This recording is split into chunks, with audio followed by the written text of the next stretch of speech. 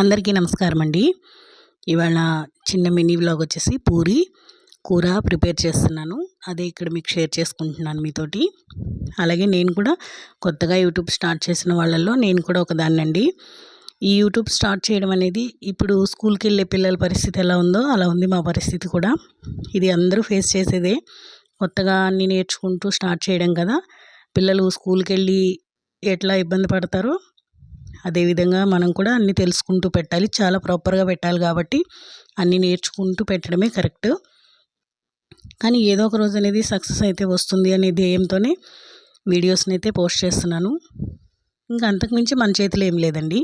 Smart phone ఉంది కదా అని చెప్పేసి వీడియో తీసి అప్లోడ్ చేయడం వరకే నేను చేయగలిగేది.